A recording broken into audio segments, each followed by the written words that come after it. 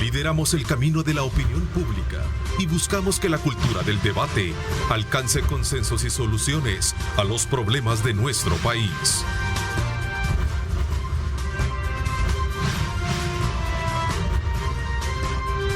Diálogo con Ernesto López. ¿Qué tal? Buenos días. ¿Cómo están? Qué placer enorme saludarles. Como siempre, nos da muchísimo gusto estar con ustedes a esta hora de la mañana. Agradecemos a Dios Todopoderoso por darnos ese privilegio de poder ingresar hasta la intimidad de sus hogares. Bienvenidos a este martes 11 de enero. Esta mañana queremos hacer un análisis de país y una evaluación también que concuerda con el trabajo legislativo desde la perspectiva del presidente de la Asamblea Legislativa, el diputado Ernesto Castro, a quien quiero darle la más cordial bienvenida. Presidente, bienvenido, gracias por acompañarnos. Gracias, Ernesto. Buenos días, gracias por la invitación, gracias por el espacio que me das y también un saludo para todos los que nos sintonizan. Gracias por estarnos aquí sintonizando y quedo a tus órdenes, Ernesto. No tenemos ningún evento específico. Nosotros tenemos también un punto de vista sobre eso. Creo que lo hemos manifestado, lo hemos dicho. Ahora en plenaria seguramente llevamos, o te adelanto, llevamos un punto sobre eso que vamos a ver. Nosotros creemos de que, obviamente, ya para entrar al tema, al final creemos de que no hay nada que celebrar en realidad con el tema de los acuerdos de paz, por lo menos en la manera en cómo lo han querido vender. Pues al final creemos de que lo que al final se hizo, lo que han venido celebrando, o lo que agarraron, mejor dicho, para celebrar, es una banderita que desde que se firmó, que hicieron esa firma en el 92, al final fue un pacto de amnistía lo que ellos hicieron, ¿verdad? Para perdonarse los pecados de cada quien. Pero yo te pregunto a ti o le pregunto al pueblo salvadoreño, ¿cuál es la paz que hemos vivido en estos años? A ver, sí, hablaba de actos conmemorativos, pero sí también habrán algunas organizaciones que están planteando llevar a cabo una marcha precisamente para demandar y denunciar muchos aspectos que tienen que ver con el tema de democracia en nuestro país.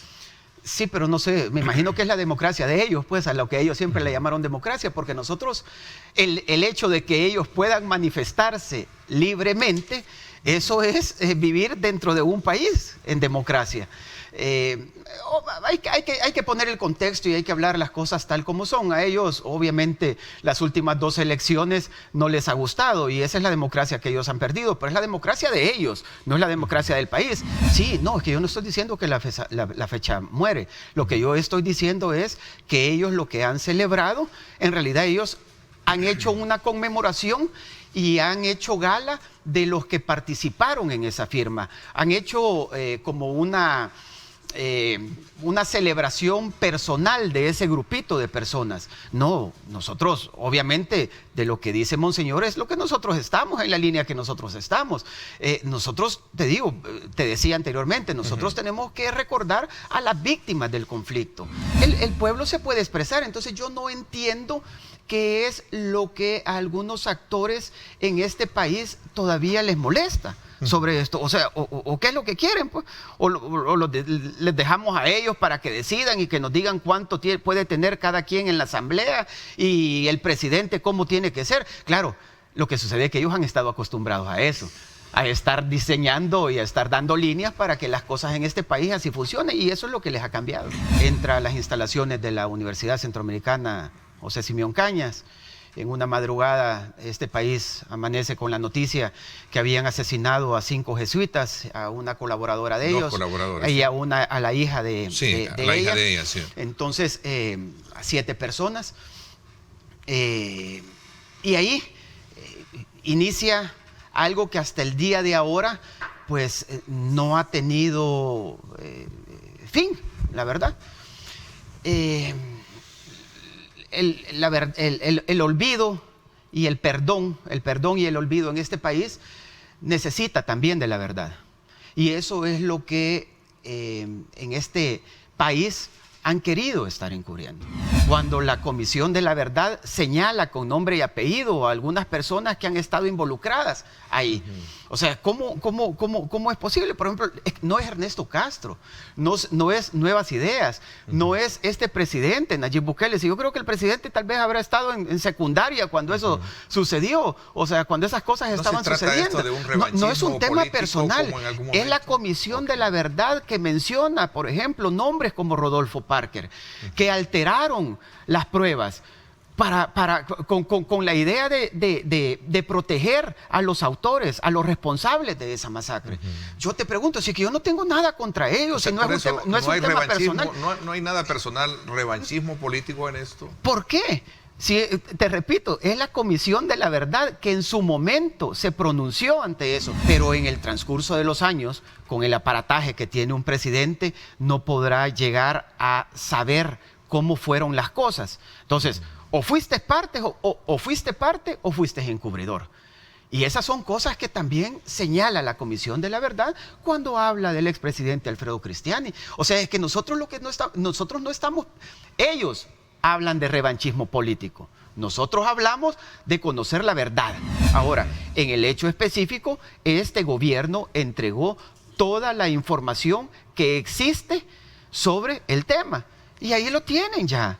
Ahora, pero mira, qué bueno, porque al final yo encontraba y decían, ahorita me imagino que con la apertura del caso, pues ahorita se va a pedir pruebas, se va a mandar a llamar a la gente, se va a mandar a llamar a los involucrados, se va a mandar a llamar a los familiares, se va a mandar a llamar a los sacerdotes de la UCA, se les va a mandar a llamar ahorita en el juicio para que eso, para que al final, ojalá, primero Dios, nosotros y este país llegue a conocer la verdad de los hechos. Los políticos y las administraciones anteriores nunca tuvieron el valor de hacer, porque estaban comprometidos con los poderes fácticos de este país. O sea, ¿vos crees de que en ese juicio no va a salir gente que patrocinaba todo ese tipo de grupos?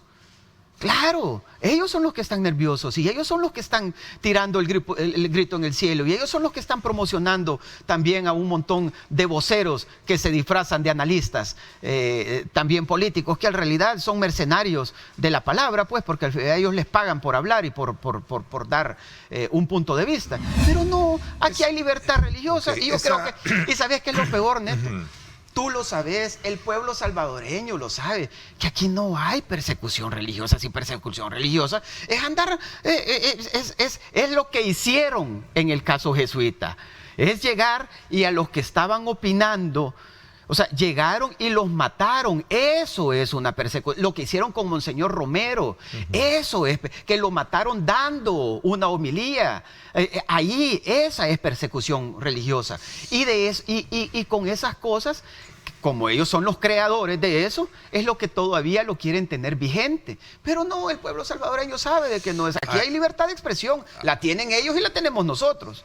El método que ellos estuvieron ocupando durante años no sirve y nosotros no lo vamos a ocupar. Hay que sigan hablando ellos del mismo método y que sigan pidiendo el método. Tienen el derecho de estar haciendo todas las pataletas que quieran, pero la respuesta de nosotros va a ser la misma. El método de ustedes no nos interesa y no lo vamos a ocupar. Este país necesita un nuevo método y eso es lo que nosotros estamos haciendo ahorita para que la democracia, la verdadera democracia, y para que la institucionalidad y para que los resultados que la gente en las comunidades, en los barrios, en los cantones, en los departamentos, en todos esos rincones que han tenido olvidados, llegue y sea percibido. A ver, ¿se ha pensado en algún momento borrar del mapa político a aquellos partidos que tradicionalmente han estado gobernando en las últimas 3 décadas? Estamos hablando de RN y FMLN, como en su momento se ha mencionado en esa esfera de discurso político. Mira, fíjate que yo siempre pongo un ejemplo y digo, asumamos que aquí dentro del estudio hay un ladrón que viene huyendo y se mete al canal y está aquí. Y entonces vienen atrás gritando, ahí viene la policía, ahí viene la policía. O sea, obviamente el ladrón va a ver, como dice, puchica, vienen por mí, ¿verdad? Pero yo estoy seguro de que entra alguien gritando, ahí viene la policía, y las actitudes tuyas y mías y los que nos acompañan también en este set, va a ser, ajá, ¿y a quién andan buscando? Pero no va a ser de huir. Entonces, eso es lo que les está pasando a estos partidos políticos, que ellos saben lo que han hecho. y saben lo que se merecen. Y entonces ellos ya entraron en una especie de paranoia. Está bien que lo hagan, pero que estén diciendo ahora que nosotros los queremos cancelar, no, si es que cancelados ya están. Es como aquellos que le dicen, no, si ya está muerto, si lo único que les hace falta es que le avisen. Si eso es lo que pasa, si Arena y el FMLN ya está muerto, lo único que falta es que ellos se den cuenta que ya están muertos. Es que mira, es que cuando la oposición se mantenga diciendo que no está de acuerdo con nosotros, eso quiere decir de que nosotros vamos en buen camino y que este país va en buen camino. 15 años, 5 legislaturas, ¿sí?, platicando sobre la ley del agua, de recursos hídricos. ¿Por qué? Porque Arena lo que quería era privatizar el agua. Y el FMLN lo que quería es que sus ONGs de fachadas manejaran los recursos hídricos de este país. Entonces, nosotros lo que llegamos es a desmontarle eso. Si es que a nosotros no nos interesa ni nos importa los métodos que hayan ocupado. ¿Y por qué? Porque no dieron resultado en este país.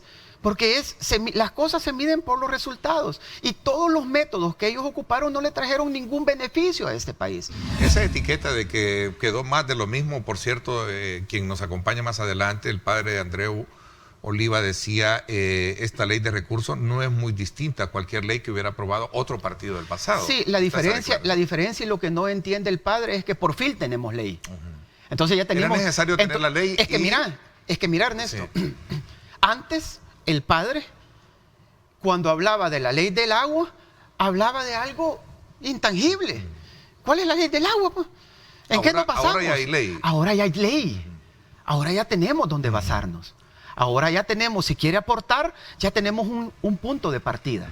Como presidente, ya para finalizar, como presidente de la Asamblea Legislativa, ¿satisfecho con el cierre del año del trabajo legislativo 2021? ¿Y cómo inicia el 2022? Sí, la verdad, gracias a Dios, muy satisfecho por el trabajo que estamos haciendo en la Asamblea. De hecho, estamos haciendo, tenemos una producción que ninguna legislatura anterior la ha tenido. Estamos sacando deudas históricas en este país. Le estamos llevando justicia, incluso estamos viendo hasta los temas de justicia financiera que tanto daño le han hecho a la población, siempre y cuando, y quiero aclarar en este punto, porque a veces se quiere poner que nosotros vamos en un ataque a la empresa privada. No, absolutamente nada. Nosotros tenemos una buena relación y siempre vamos a estar en una buena sintonía con la empresa privada, con la verdadera empresa privada y con los que quieran trabajar dentro de igualdad para todos. Pues en este 2022, si hay algo que tenemos en agenda nosotros y lo estamos esperando, y es una promesa que nosotros tenemos para el pueblo salvadoreño, es con el tema de las pensiones. Nosotros, estoy seguro, primeramente Dios, ojalá que en el primer semestre de este año nosotros ya podamos tener una discusión, un estudio y un resultado que sea para unas pensiones justas para este país. Hoy nos acompaña el padre Andreu Oliva, rector de la Universidad Centroamericana José Simeón Cañas, a quien quiero darle la más cordial bienvenida y decirle que ya días no nos veíamos también por acá, así es que bienvenido, qué gusto saludarlo. Muchísimas gracias, don Ernesto, es un gusto poder compartir con usted sobre temas tan importantes y sobre todo pues con la audiencia, ¿verdad?, que tendrá la oportunidad de conocer nuestros puntos de vista al respecto. ¿Es una fecha que merece? Yo creo que es una fecha muy importante para el país, muy importante, y no podemos olvidar que lo que estamos viviendo hoy se debe a que el 16 de enero de 1992 se firmaron los acuerdos de paz que pusieron fin a una guerra, a un conflicto armado, y que iniciaron un proceso de transformación del país desde un sistema autoritario, dictatorial, de control militar del país, a un sistema democrático y organizado y bajo el control de los civiles, ¿verdad?, de la sociedad y de los partidos políticos, de un sistema excluyente a un sistema, políticamente hablando, a un sistema incluyente en el que pudieron participar los distintos partidos políticos que lo desearon en ese país,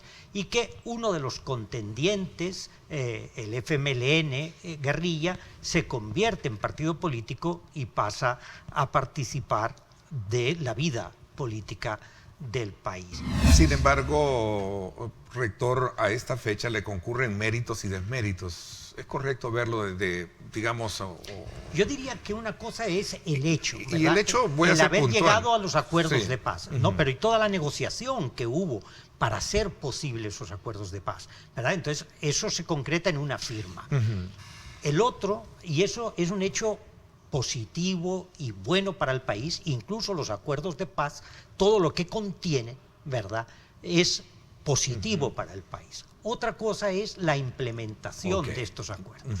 Terminar una guerra fue un enorme beneficio para este pueblo, ¿verdad? Tener instituciones que funcionaran y respondieran a los intereses del pueblo en lugar de estar en contra de la población, eso fue positivo para el país. El hecho de que haber logrado procesos electorales, ¿verdad?, en que la población se ha podido expresar, que no han sido manipulados, que se ha respetado la voluntad popular, si no, el presidente no hubiera llegado a la presidencia de la República. Entonces, a mí me parece que estos aspectos son importantes para la población, fueron muy beneficiosos para la población, ¿verdad?, y no fueron absolutamente un fracaso. Hay algunas voces que corean que en la Asamblea Legislativa se puede crear una comisión especial para investigar crímenes del conflicto armado. ¿Cómo usted valora un poco para ir cerrando este ciclo?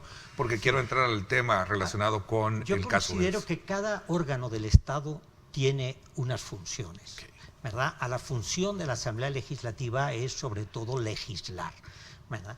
Y no vería yo por qué la Asamblea Legislativa debe asumir un papel de juzgador, ¿verdad? Eso le corresponde al sistema judicial, ¿verdad? Entonces yo creo que la Asamblea Legislativa en todo caso puede analizar la situación para ver la conveniencia y qué incluir en la Ley de Justicia Transicional, que tiene un mandato de elaborar, ¿verdad? O cómo pensar de mejor manera la justicia transicional para que responda a las demandas de las víctimas de nuestro país.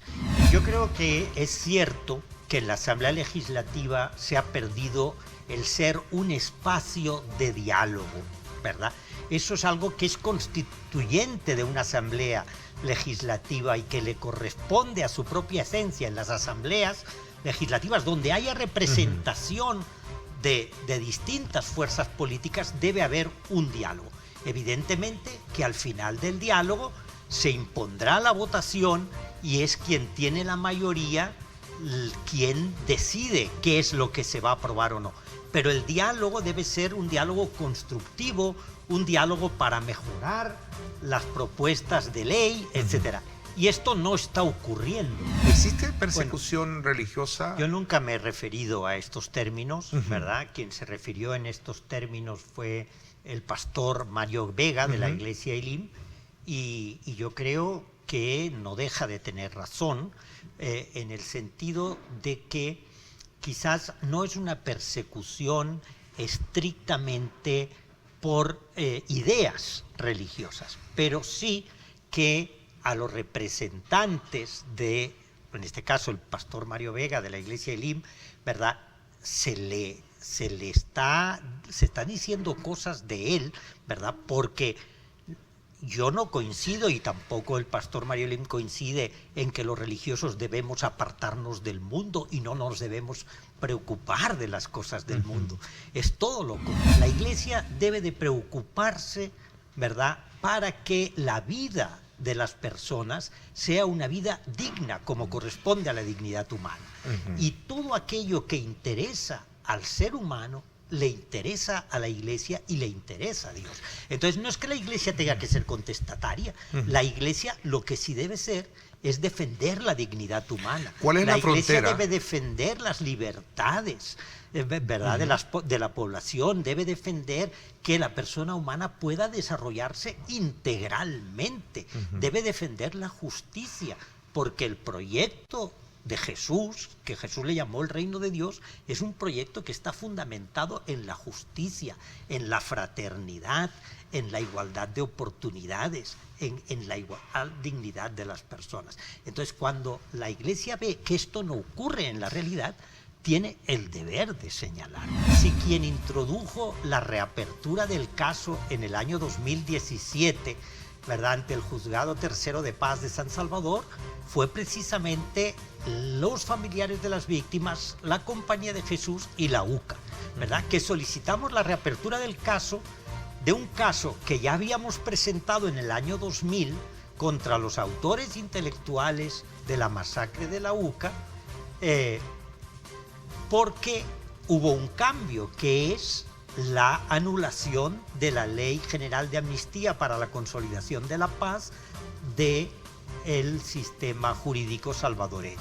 Curioso, ¿no? Sí, De momento, son ¿no? coincidencias que se dan, ¿verdad? Yo, pues, en primer lugar, quisiera, pues, expresar mis condolencias a la familia del coronel Enela Fuentes en estos momentos. Igual me sumo, ¿verdad?, también a ello, ¿no? Por el dolor que y a la de su vez familia. También vemos que el que se haya tardado tanto en este proceso, porque se ha bloqueado constantemente. Entrando, ¿verdad?, ya de lleno al tema. Pues permite que ocurran estas cosas. La gente se va haciendo mayor, ¿verdad? Y cuando uno es más mayor, pues más posibilidades tiene de fallecer de una muerte natural, ¿verdad? Y eso hace que las posibilidades de justicia también, y de conocer la verdad, también se van perdiendo.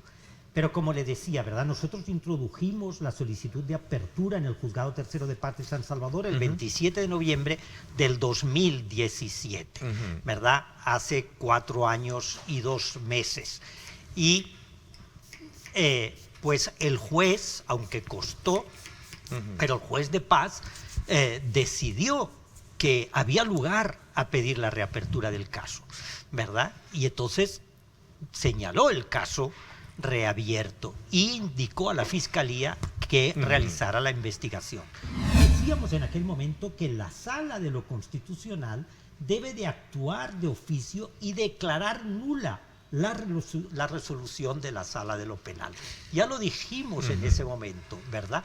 Y por otro lado, nosotros pusimos también una demanda ante la Fiscalía General de la República contra los magistrados Argueta y Bolaños, que firmaron esa resolución de casación por prevaricato, porque en lugar de utilizar la ley para resolver, lo que hicieron fue defender los intereses de los acusados y pues impedir la justicia. Y esta demanda está en la Fiscalía General de la República. ¿Por qué pensamos que hay posibilidad de politización? ¿Y qué entendemos por politización?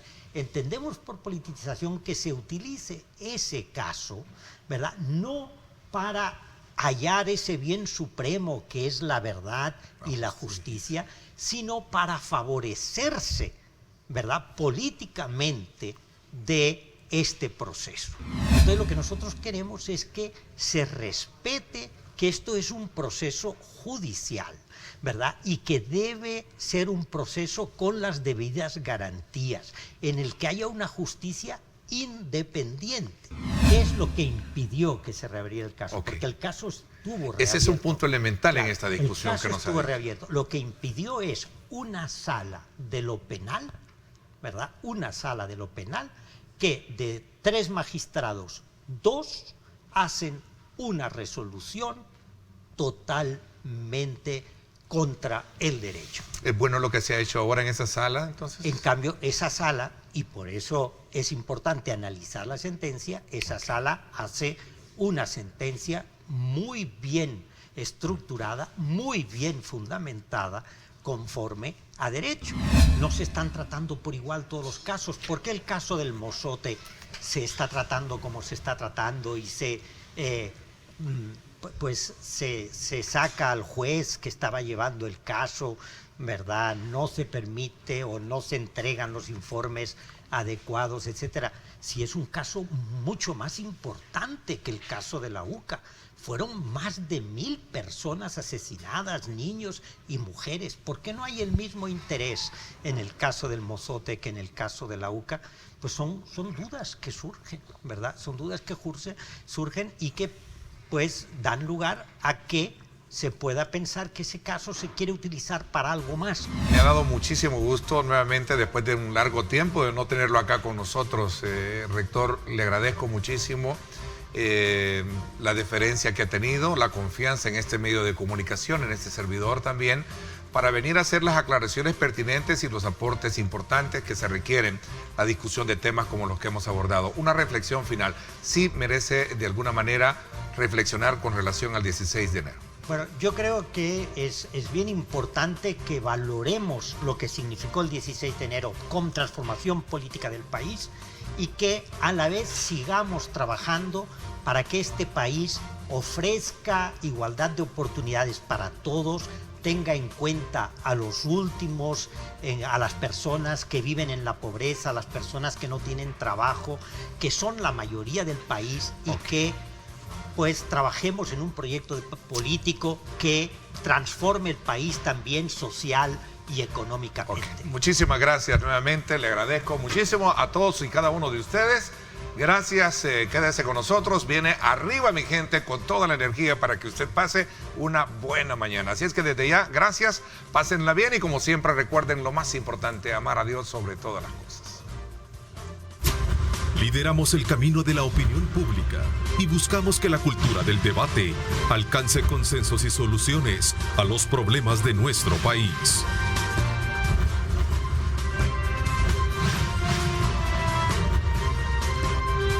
Diálogo con Ernesto López.